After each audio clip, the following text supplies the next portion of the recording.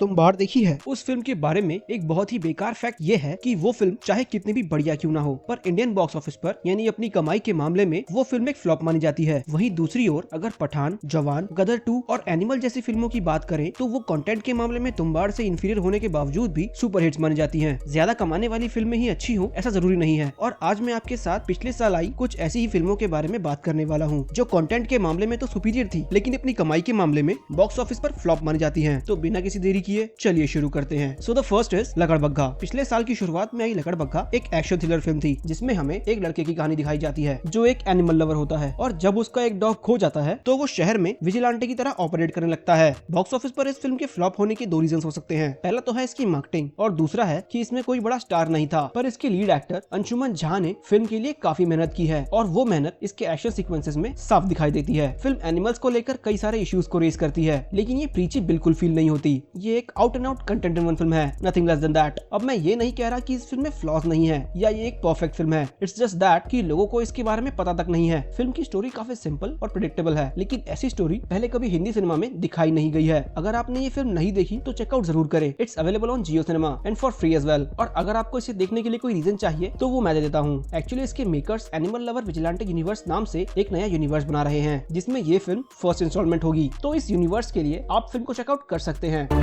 Mission Raniganj the great Indian rescue. ये एक disaster thriller film थी जो अगेन हिंदी में बहुत कम बनती है और इसकी स्टोरी रानीगंज कोलफील्ड्स के एक बहुत ही नोटेबल इंसिडेंट के अराउंड घूमती है। शुरुआत के 10 मिनट में ही फिल्म अपनी मेन थीम में एंटर कर जाती है विदाउट गिविंग एनी फक और उन 10 मिनट्स में ही सभी इंपॉर्टेंट कैरेक्टर्स का इंट्रोडक्शन और उनके सेंटिमेंट्स को सक्सेसफुली एस्टैब्लिश कर दिया जाता है। इसके फ्लॉप होने का रीजन क्या हो सकता है जबकि इसमें तो एक्टर भी बड़ा था, वो भी अक्षय कुमार जैसा एक्टर। तो मेरे हिसाब से इसके फ्लॉप होने का रीजन पहला तो मार्केटिंग है और दूसरा है खुद अक्षय कुमार। अब वीडियो छोड़ने से पहले इसका रीजन सुन लो। तो मेरे हिसाब से बैक टू बैक फिल्में लाने से अक्षय कुमार लोगों को इतने दिख चुके हैं कि अब लोग उनको देखने थिएटर जाना ही नहीं चाहते। एक तरह से वो उन्हें देखकर ऊब चुके हैं। लेकिन आप फिल्म को देखकर ऐसा नहीं कह सकते। कहीं कहीं पर फिल्म के वीएफएक्स में थोड़ी बहुत इनकंसिस्टेंसी नजर आती है लेकिन इसका असर इसकी स्टोरी पर बिल्कुल नहीं पड़ता। फिल्म में सभी एक्टर्स का परफॉर्मेंस ऑसम है और लास्ट का वो कड़े वाला सीन सच में बवाल कर दिया था उसने। अगर आप फिल्म को देखेंगे तो मेरी बात समझ जाएंगे, मेरा मतलब वो कड़े वाला reference.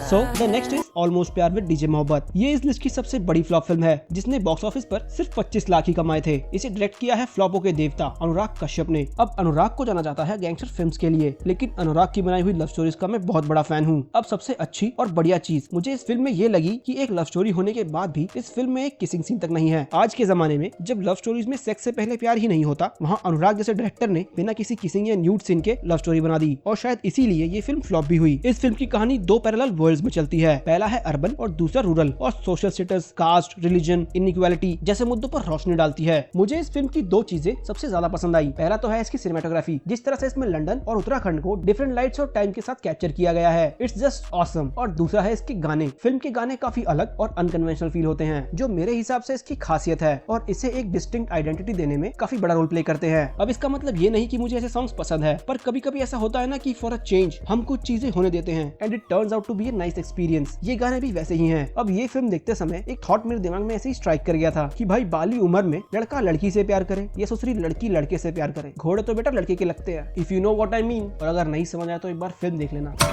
The next film is IB71 starring विद्युत जम्वाल एंड अनुपम खेर। अब इस फिल्म में कोई हीरोइन नहीं है। हाँ, आपने सही सुना, इस फिल्म में कोई हीरोइन नहीं है। शायद इसीलिए ये फिल्म नहीं चली। जहाँ आज के टाइम पर स्पाई थ्रिलर फिल्में एक हिट देने का फॉर्मूला बन चुकी है, तो वही इस फिल्म में विद्युत जम्वाल जैसा पॉपुलर एक्टर होने के बावजूद ये फिल्म बॉक्स ऑफिस पर फ्लॉप हो गई थी। ये फिल्म बाकी की स्पाई फिल्मों से काफी अलग है जिसमें एक्शन बिल्कुल नाम के लिए है और ये इंडियन इंटेलिजेंस पर ज्यादा फोकस करती है और एक ऐसी सच्ची घटना की कहानी बताती है जिसने इंडिया को 1971 के वॉर को जीतने में हेल्प की थी। इस फिल्म की खासियत ये है कि बाकी स्पाई फिल्मों की तरह इस फिल्म में कोई ऐसा विलन नहीं है जो दुनिया को या भारत को तबाह करना चाहता है, बल्कि मैं तो कहूंगा कि फिल्म में विलन ही नहीं है। इसमें कई अलग अलग कैरेक्टर्स हैं जो अपनी अपनी ड्यूटीज करते हुए इंडिया पर वॉर डिक्लेयर करना चाहते हैं। फिल्म की मेन कहानी उसी वॉर को रोकने के बारे में है। फिल्म में जिस तरह 1960s के इंडिया और पाकिस्तान को कैप्चर किया है वो देखने लायक है, खासकर की कश्मीर। अब इसके फ्लॉप होने के कई रीजंस हैं। सबसे पहला तो है इसकी मार्केटिंग, इसके प्रमोशंस और सबसे बड़ी बात फिल्म में कोई गाना नहीं है जो एक फिल्म को ऑडियंस तक ले जाने में काफी बड़ा रोल प्ले करते हैं। मेरे हिसाब से विद्युत जम्वाल जब भी एक्शन से हटकर कुछ करता है तो एक बढ़िया पीस ऑफ कंटेंट देने की कोशिश करता है। फॉर एग्जांपल खुदा हाफिज, पर शायद ऑडियंस को ये पसंद नहीं आता, तो अब वो अपनी अगली फिल्म में वो सब कर रहा है जो ऑडियंस देखना चाहती है।